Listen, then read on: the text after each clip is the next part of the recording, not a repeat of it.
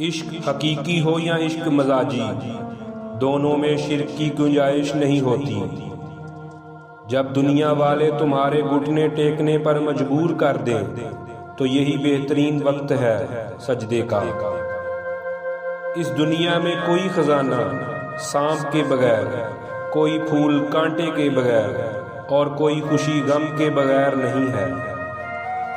جب انسان کی آنکھوں سے ندامت کے آنسو بہتے ہیں تو اس پر رب کی رحمت برستی ہے۔ خدا تک پہنچنے کے لیے بہت راستے ہیں، لیکن میں نے خدا کا پسندیدہ ترین راستہ مخلوق سے محبت چنا۔ مولانا رومی سے کسی نے پوچھا زہر کیا ہے؟ فرمایا کہ ہر وہ چیز ہماری ضروریات سے زیادہ ہو زہر ہے، جیسا کہ قوت، اقتدار، دولت، بھوک، لالچ، محبت، نفرت۔ میں نے بہت سے انسان دیکھے ہیں جن کے بدن پر لباس نہیں ہوتا، اور بہت سے لباس دیکھے ہیں جن کے اندر انسان نہیں ہوتا۔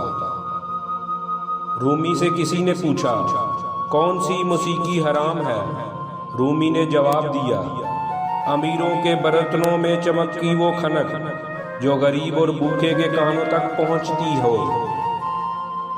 اپنے دل کو اس وقت تک توڑتے رہو جب تک یہ کھل نہ جائے۔ اگر تم عظمت کی بلندیوں کو چھونا چاہتے ہو تو اپنے دل میں انسانیت کے لیے نفرت کی بجائے محبت آباد کرو۔ بڑی مبارک ہے وہ آنکھ جو اللہ کے لیے روتی ہے، اور بہت مبارک ہے وہ دل جو اس کی خاطر جل بھن رہا ہے۔ شریف آدمی وہ ہے کہ اگر کوئی اس کو تکلیف پہنچائے تو وہ رنجیدہ نہ ہو۔